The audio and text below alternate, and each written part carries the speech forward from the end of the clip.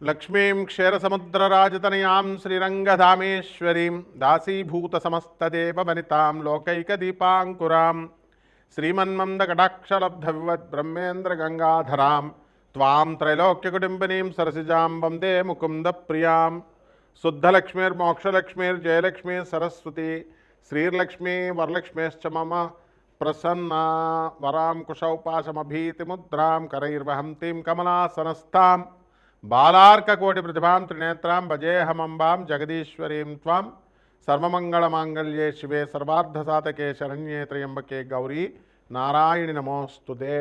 ఓం శ్రీ దుర్గామల్లేశ్వరాభ్యాం నమ. విజయవాడ కనకదుర్గాదేవ్యై నమ. మనకి ఇప్పుడు శుక్రమహాదశ, ప్రతి మనిషి కూడా శుక్రమహాదశ కోసం ఎదురు చూస్తూ ఉంటాడు.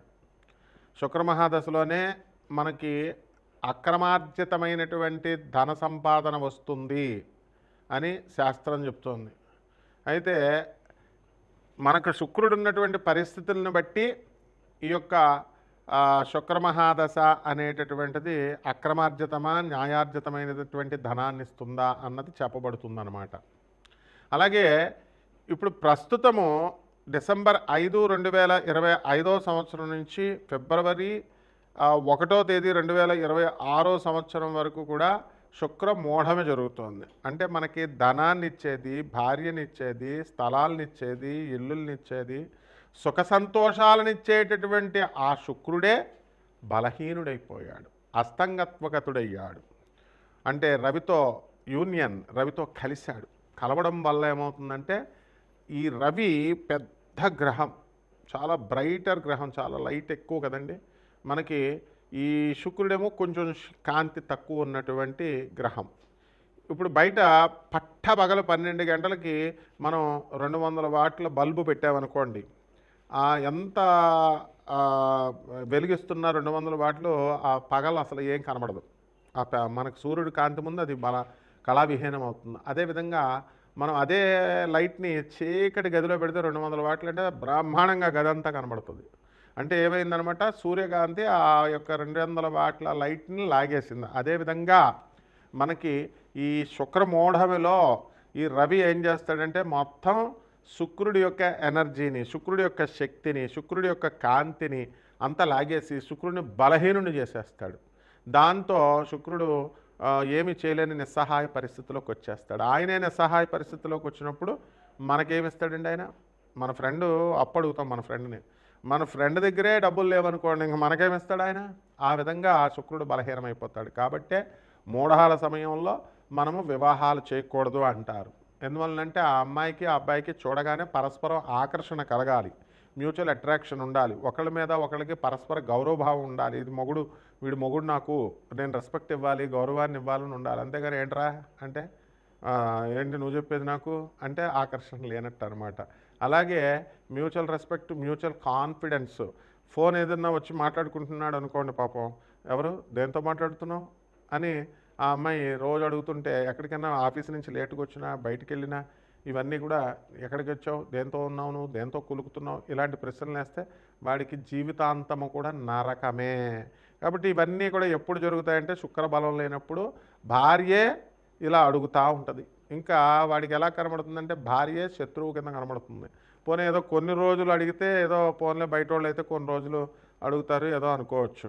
ప్రతిరోజు, ప్రతి సంవత్సరము, ప్రతి నెల ఇంకా అలా జీవితాంతం ఎత్తుపొడుపు మాటలతో వీడు భరించలేక విడాకులకు వెళ్ళిపోతారనమాట, భార్య అయినా భర్త అయినా. ఇదే శుక్రుడు వీక్గా ఉంటే.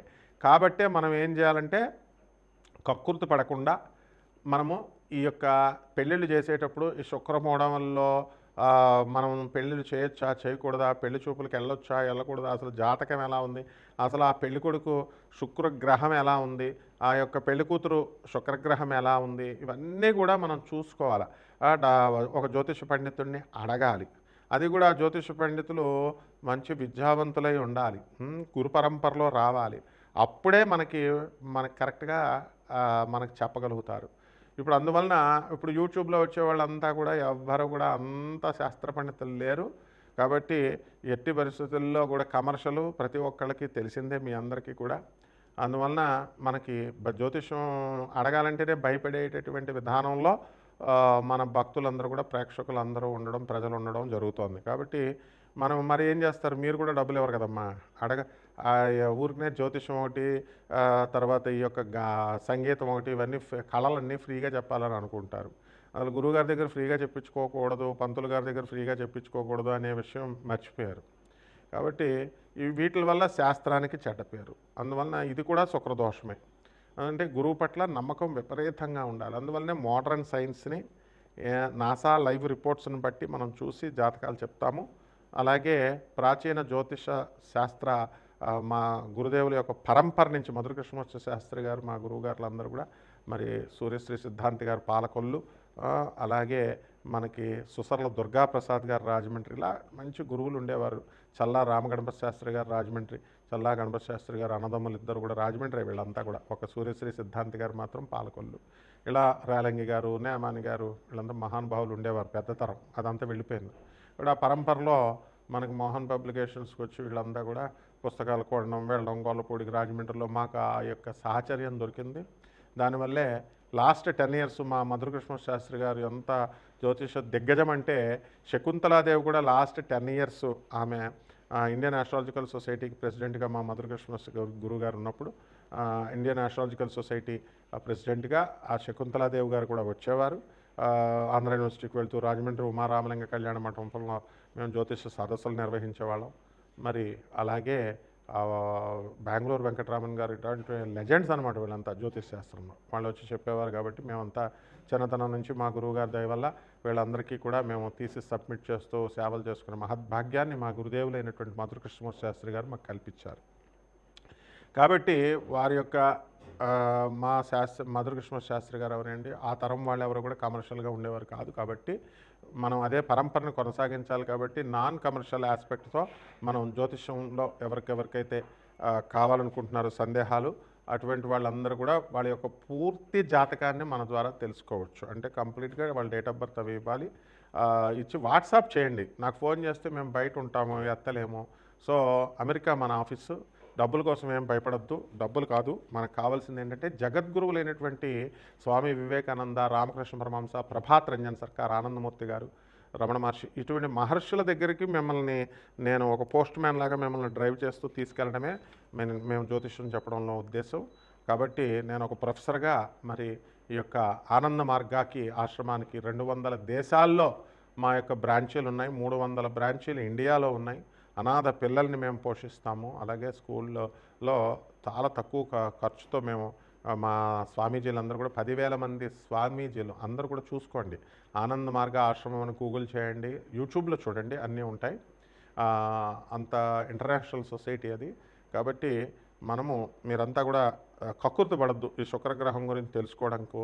ఆ శుక్రగ్రహం యొక్క ఫలితాల గురించి, మీకు ఇచ్చేటటువంటి ప్రతికూల ఫలితాల, ఇవన్నీ కూడా మనం తెలుసుకుందాం. కాబట్టి మన ఛానల్కి చక్కగా సబ్స్క్రైబ్ చేయండి, లైక్ చేసుకోండి. మరి చక్కగా మీరందరూ కూడా మరి మౌర్య, మరి దత్తు, ఇలాగా మా వేణు, వీళ్ళంతా కూడా ఏదో వాళ్ళ తోచిన రీతిలో మీకు సేవలు చేస్తున్నారు. కాబట్టి ఉపయోగించుకోండి. మిగతా జ్యోతిష్కుల సంగతి నాకు తెలియదు, కానీ మనమైతే నాన్ కమర్షియల్ కాబట్టి జాగ్రత్తగా చూసుకోండి. ఇక శుక్రగ్రహం ఏ విధంగా 12 రాశుల వారికి, ద్వాదశ రాశుల వారికి అందరికీ కూడా ఏ ఏ రాశుల వారికి ఎలా చేస్తుంది అన్నది విడివిడిగా మనం ఒక్కొక్క రాశిని మనం చూసి తెలుసుకుందాం. కుంభరాశి అండి. కుంభరాశి వారికి అందరికీ కూడా మనకు తెలుసు, ఇప్పుడు ఏలినాటి జరుగుతుంది. కాబట్టి ఏలినాటి జరుగుతున్నప్పుడు అంతా కూడా మనం ఏ పని చేసి వచ్చినా సరే కలిసి రావట్లేదు అని అనిపిస్తూ ఉంటుంది. అది నిజం కూడాను.